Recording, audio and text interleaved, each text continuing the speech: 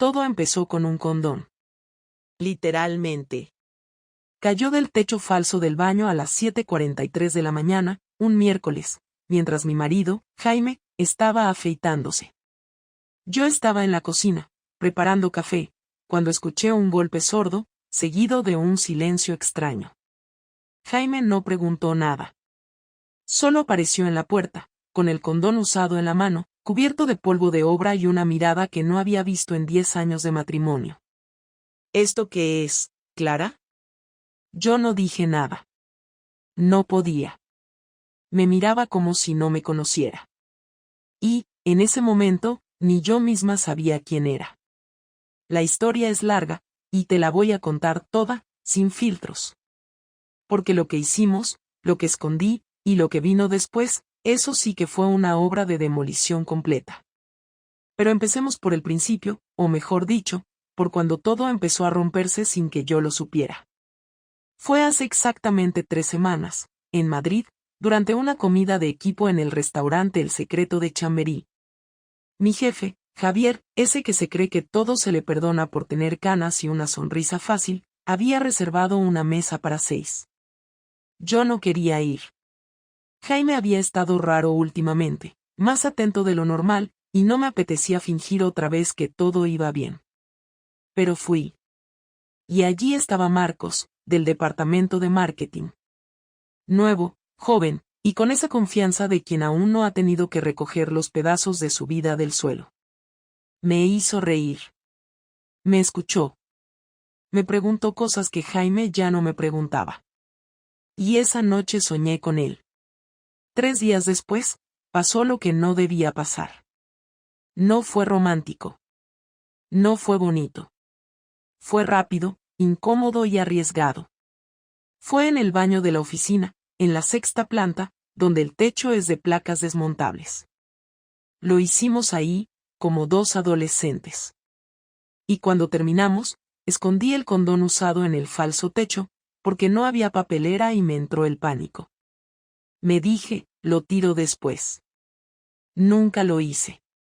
Y ahora estaba en la mano de mi marido, con su cara blanca como el mármol y sus ojos diciéndome, dímelo ya, antes de que piense lo peor. Pero lo peor, ya había pasado. ¿Esto qué es, Clara? Su voz no era fuerte, pero tampoco débil. Era firme, como si ya supiera la respuesta y solo quisiera verme intentar una mentira más. En su mano derecha, extendida hacia mí, estaba el maldito condón cubierto de polvo. Ni siquiera se molestó en limpiarlo. Yo todavía sostenía la taza de café, con la otra mano apoyada en la encimera. Intenté pensar en algo, cualquier cosa, pero nada sonaba lo suficientemente creíble. Nada podía explicar por qué un preservativo usado cayó del techo del baño de nuestra casa. Solo podía hacer una cosa. No es lo que parece. Y ahí lo vi. Esa media sonrisa que no era una sonrisa, sino una mezcla de asco, tristeza y rabia contenida. No dijo nada más.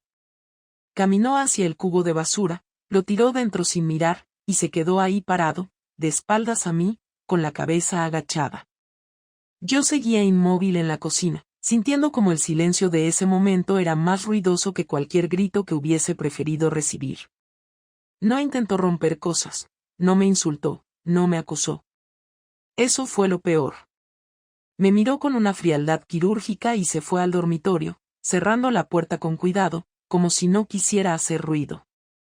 Yo me quedé sola en la cocina, con la taza temblando en mi mano, sintiendo que el aire de la casa se había vuelto pesado de golpe. Era absurdo, pero en ese momento lo único que pensé fue en si habría tenido tiempo de limpiar bien el baño la última vez. Pasaron 2 horas sin que saliera del dormitorio.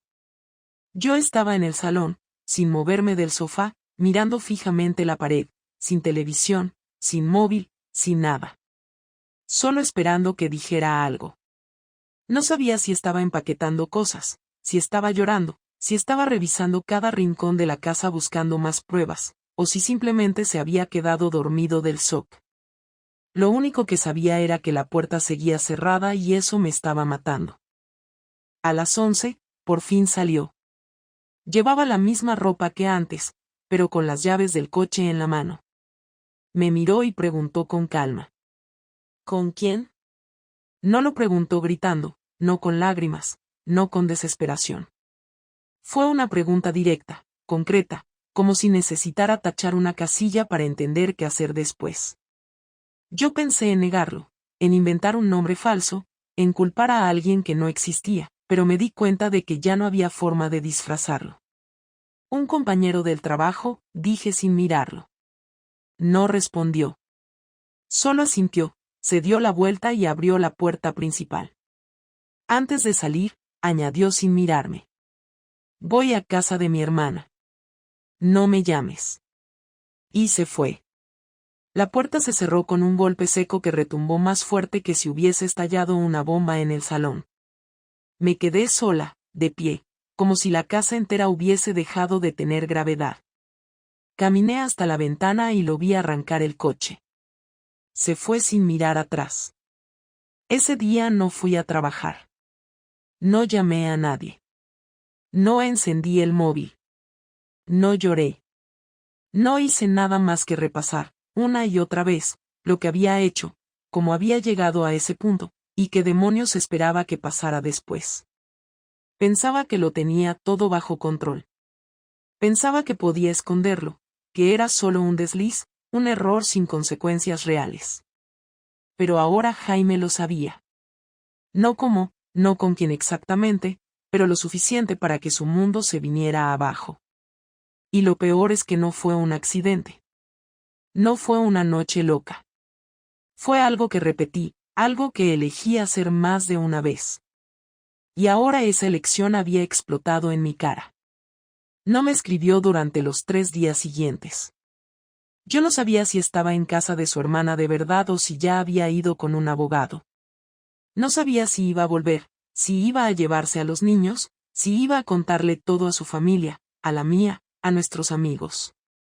El miedo era constante, pero no era el miedo de ser descubierta, era el miedo de haberlo perdido todo.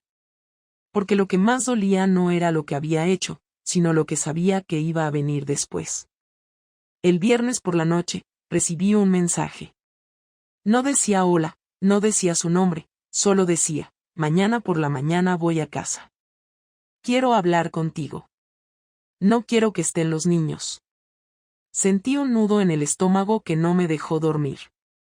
Sabía que esa conversación no iba a ser solo palabras. Iba a ser una condena. Me preparé para todo. Me imaginé desde gritos hasta una separación inmediata. Pero nada me preparó para lo que vino realmente, porque cuando Jaime volvió, ya no era la misma persona que se había ido. Y yo tampoco. A las 9 en punto sonó el timbre. No golpeó la puerta ni intentó entrar con sus llaves, simplemente esperó. Caminé lentamente hasta abrir, sin saber qué cara poner, sin saber si saludar, si disculparme o simplemente apartarme. Jaime estaba ahí, con la misma ropa con la que se había ido, pero con la mirada distinta. Tenía los ojos rojos pero secos, como si hubiese agotado todas las lágrimas posibles. No me miró a los ojos cuando entró, solo preguntó con voz baja si había café. Asentí sin decir palabra y me dirigí a la cocina mientras él se sentaba en el salón, en el mismo sillón donde yo había pasado 3 noches sin dormir. Le serví el café como siempre, sin azúcar, con un poco de leche, y lo dejé frente a él. Se quedó mirando la taza unos segundos antes de hablar. ¿Cuántas veces fue? No había necesidad de rodeos. Había venido a escuchar, no a negociar. No podía mentirle más, así que respondí sin vacilar, aunque cada palabra me doliera. 5. No dijo nada durante un buen rato.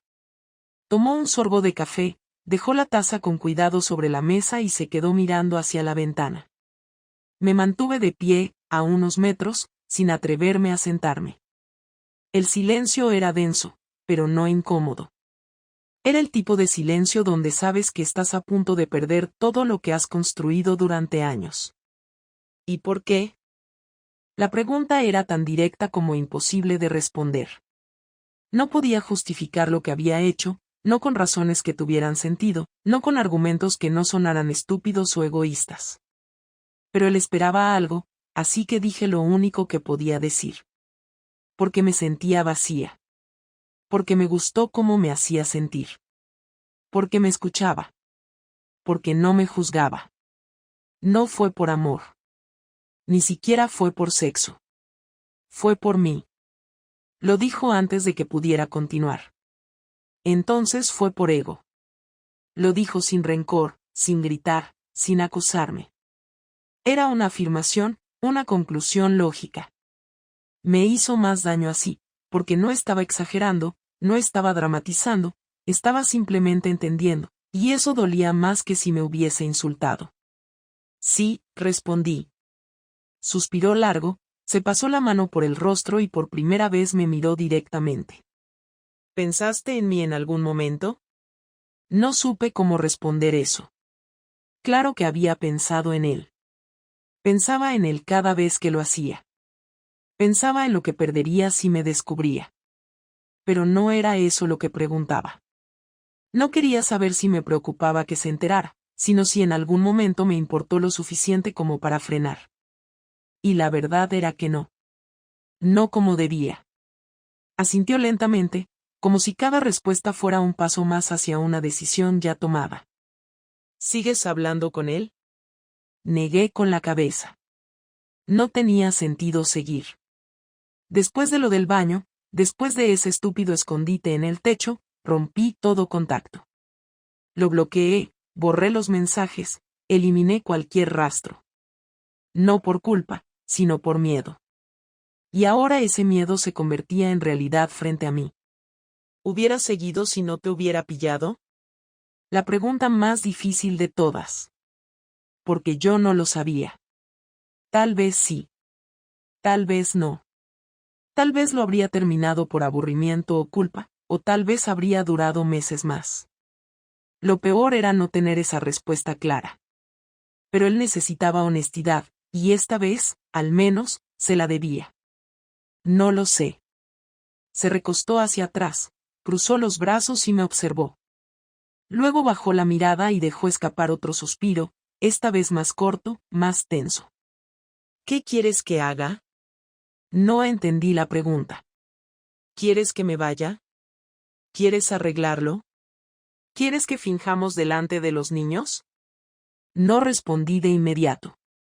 Era la primera vez que me ponía esa decisión en las manos. Él no me estaba echando, no estaba pidiendo perdón, no estaba negociando. Estaba entregando el control, como si yo tuviera el derecho de decidir después de lo que hice. Pero sabía que cualquier respuesta que diera en ese momento iba a sonar a manipulación. Así que dije la verdad. No tengo derecho a pedir nada. Si te vas, lo entiendo. Si me echas, también. Pero no quiero perderte. No dijo nada. Se levantó y caminó hacia la ventana.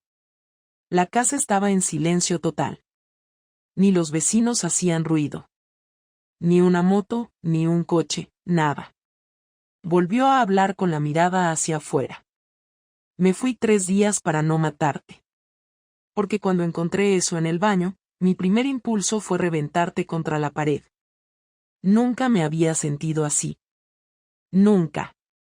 No por rabia, sino por humillación. Porque creí que lo nuestro era real, y resultó que ni siquiera conocía a la persona con la que dormía. Me quedé en silencio. No había defensa posible. Todo lo que dijera iba a sonar ridículo. Solo escuché. Tuve tiempo para pensar. Para revisar todo. Los mensajes, las veces que llegabas tarde, las excusas. Todo. Y me di cuenta de que hubo señales. Muchas. Pero no quise verlas. Porque confiaba en ti. Porque pensaba que no eras capaz de esto. Se giró, me miró otra vez, esta vez con los ojos brillando por primera vez. ¿Y sabes qué es lo peor? Que todavía quiero creerte. Todavía quiero que me digas que fue una locura, que no significó nada. Pero ya no puedo confiar en ti. Y no sé si algún día podré. Yo asentí. No porque estuviera de acuerdo, sino porque era todo cierto. Él no exageraba, no mentía, no inventaba. Estaba diciendo exactamente lo que yo habría sentido en su lugar. Y por primera vez desde que todo comenzó, me di cuenta de que no solo había traicionado a mi marido. Me había traicionado a mí misma. ¿Y ahora qué? Pregunté. Jaime miró su reloj, como si fuera una reunión más de su trabajo. Luego me miró y dijo: Ahora voy a quedarme en casa unos días más. Después decidiré si me voy o si tú te vas. Pero esta conversación no ha terminado. Y se fue a la habitación. Cerró la puerta sin ruido, como la primera vez. El lunes se levantó antes que yo, se duchó, se vistió sin hacer ruido y salió de casa sin dejar una nota, sin decir una palabra, sin mirarme. Yo me quedé en la cama fingiendo dormir, pero llevaba despierta desde que escuché la cisterna. No sabía si iba a trabajar, si iba al abogado, si estaba buscando un piso para mudarse o si simplemente necesitaba salir de la casa para no ahogarse. Pasaron las horas y yo no me moví del dormitorio. El móvil lo tenía apagado desde el viernes y no pensaba encenderlo. No quería mensajes de nadie, no quería explicaciones, no quería tener que actuar como si no hubiera pasado nada. Solo quería saber qué pensaba él hacer, cuándo me lo diría, cómo iba a terminar esto. Volvió a las 8 de la tarde. Venía con una caja de cartón bajo el brazo y 2 sobres en la mano. Dejó la caja sobre la mesa del comedor, se quitó la chaqueta y se sentó frente a mí sin decir nada. Yo seguía en pijama, con la cara sin maquillar, el pelo recogido de cualquier forma y la misma tensión en el estómago desde hacía 5 días. Cuando él habló, lo hizo sin mirarme. Abre el sobre grande. Lo tomé con manos temblorosas. Era un sobre marrón, sin nombre, cerrado con cinta. Lo abrí con cuidado y dentro había un documento de varias hojas. Era una copia del contrato de alquiler de un piso en Alcalá de Henares, a nombre de él. Había firmado el contrato esa misma mañana. Empezaba el 1 de octubre, es decir, dentro de 6 días. No pregunté nada. Solo seguí leyendo. Era un piso pequeño, de una habitación, sin ascensor, cerca del centro. Cuando levanté la vista, él ya me estaba mirando. Voy a mudarme allí. Me iré el fin de semana. Los niños seguirán viniendo aquí, no pienso separarlos de su casa. Tú no te vas porque no quiero hacerles más daño. Aquí se quedan sus cosas, sus habitaciones, sus rutinas. Pero yo no voy a seguir durmiendo contigo en la misma cama ni compartiendo techo con alguien que me mintió durante meses. Quise decir algo, pero me interrumpió. No he terminado. Abre el otro sobre. Lo hice. Este era blanco y más pequeño. Dentro había una hoja impresa, una captura de pantalla de un correo electrónico. Era el correo que le había enviado a Recursos Humanos en mi trabajo. Había adjuntado un documento anónimo con capturas de mi historial de correo, incluyendo los mensajes que me había enviado con Marcos. No eran muchos, pero eran suficientes para demostrar que había mantenido una relación impropia con un compañero de oficina, violando el código ético de la empresa. Jaime no había inventado nada. Solo había recogido lo que yo misma había escrito. Sabía que eso podía significar una sanción o incluso el despido. No lo envié aún. Pero lo tengo preparado. Y si tú en algún momento decides hablar mal de mí, si vas contando tu versión cambiada de los hechos, si algún día intentas poner a los niños en mi contra o haces que esto parezca culpa mía, lo envío. No quiero destruirte, Clara, no es mi objetivo. Pero me voy a proteger. No me vas a dejar como el imbécil de la historia. No voy a ser ese marido tonto que se deja pisotear y encima sonríe. No podía respirar bien. Sentí un calor en el pecho que no sabía si era vergüenza, rabia o impotencia. Quise decirle que no haría nada de eso, que no tenía intención de hablar con nadie, que ni siquiera sabía cómo explicarlo, pero no me salió ni una palabra. No quiero tu perdón, continuó. No me interesa saber si te arrepientes. No me importa si aún ves a ese tío o si lo bloqueaste. No quiero que me expliques nada. Ya no necesito entenderlo. Solo quiero distancia. No me hables si no es necesario. No me busques. No quiero cenas familiares, ni conversaciones falsas, ni intentos de recuperar lo que ya está podrido. Vamos a convivir por los niños, y punto. Se levantó de la mesa, recogió los sobres, volvió a meterlos en la caja y la cerró con cinta. Luego se fue al dormitorio, cerró la puerta y no volvió a salir en toda la noche. Yo me quedé en la cocina, sentada frente a la taza de café fría que no me había atrevido a probar, mirando la caja como si fuera una bomba con temporizador. Sabía que no estaba amenazando por impulso. Lo había planeado todo. La mudanza, la protección legal, la recopilación de pruebas, cada paso. No estaba gritando, pero su venganza era clara. No iba a hacerme daño físico, ni a quitarme a los niños, ni a arruinarme públicamente. Pero me había dejado claro que podía destruirme con una sola acción si yo intentaba manipular la narrativa. Al día siguiente se levantó, preparó el desayuno para los niños, les ayudó a vestirse, los llevó al colegio y volvió sin dirigir una sola palabra. Yo fingí dormir. No quería ver cómo manejaba todo con tanta calma. Sentía que no tenía derecho ni a respirar al mismo ritmo. Durante el día no cruzamos palabra. Solo me escribió por WhatsApp: acuérdate de firmar el permiso para la excursión de Paula. Eso fue todo. La noche del jueves, al llegar del trabajo, empezó a vaciar su parte del armario. No lo hacía con rabia, ni de forma teatral. Doblaba la ropa, la ponía en bolsas y las guardaba en el pasillo. No me pidió ayuda, no comentó nada. Esa fue la verdadera venganza. No fue la amenaza a mi trabajo, ni la mudanza repentina. Fue esa indiferencia total, esa ausencia de emoción, ese vacío absoluto donde antes había un hombre que me conocía mejor que nadie.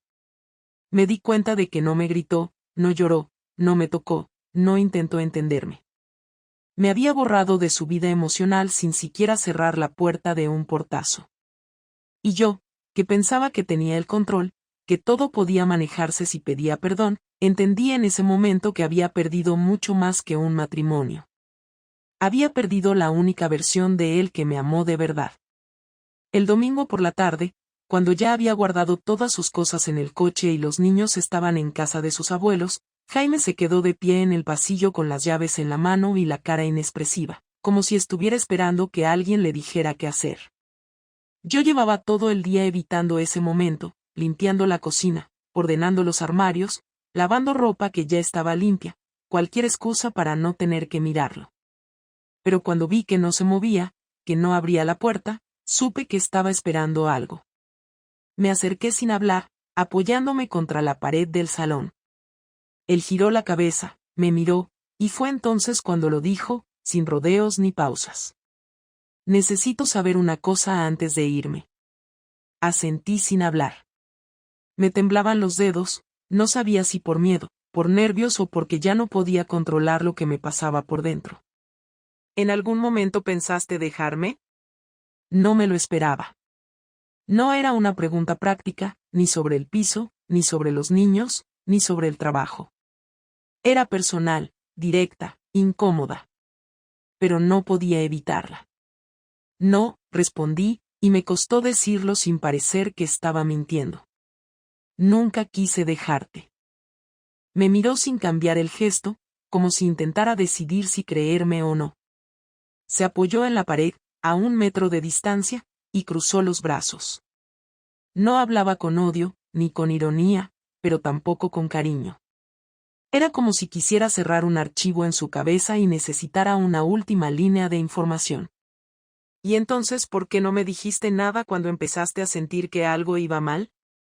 La respuesta era tan sencilla que parecía ridícula, pero aún así, dolía decirla en voz alta.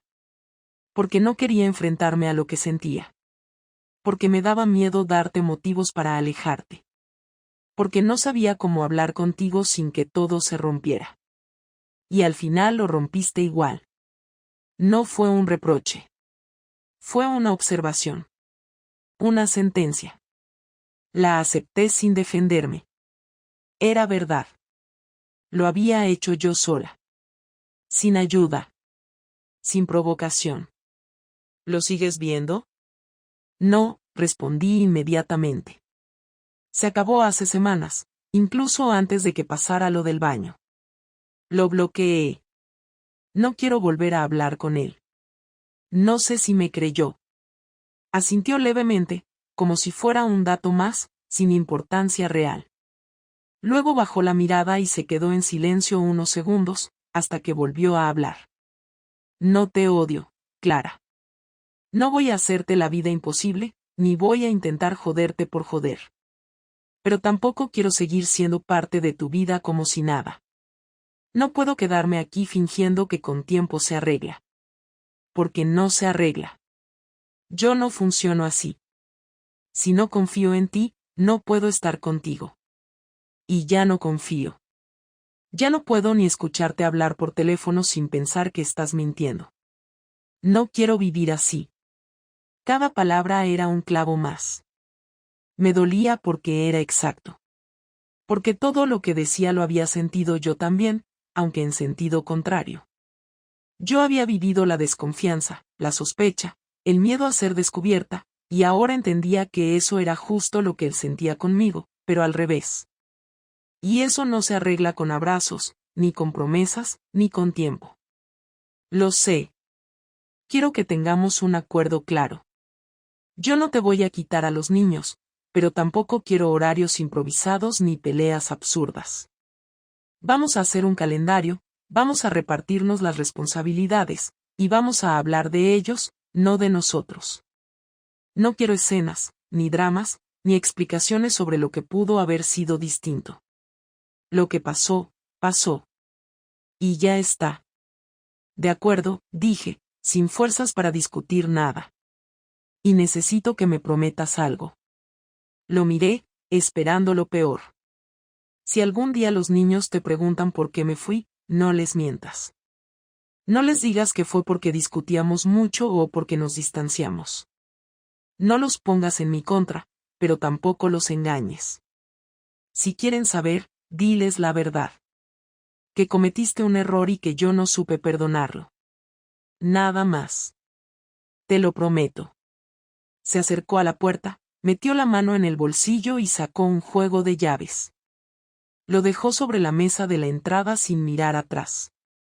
Ya tenía su copia del nuevo piso. Giró el picaporte, abrió, y cuando estaba por salir, se detuvo. No soy perfecto. Seguro que cometí muchos errores. Pero nunca pensé que tú me harías esto. Eso es lo único que no voy a olvidar. Y se fue. Esa fue nuestra última conversación real. Desde entonces solo hablamos de los niños, del colegio, de las actividades, de los horarios, de los gastos. Todo lo demás murió ahí mismo, en ese pasillo. La persona que me conocía mejor que nadie, que me acompañó durante más de 10 años, que compartió cama, planes, secretos, hijos, todo, se fue sin gritar, sin romper nada, pero dejándome con el vacío más grande que he sentido nunca. No intenté detenerlo. No lo abracé. No lloré delante de él. Solo cerré la puerta cuando ya no estaba y me senté en el suelo, sola, en silencio, sabiendo que nada volvería a ser igual. Han pasado 28 días desde que Jaime se fue.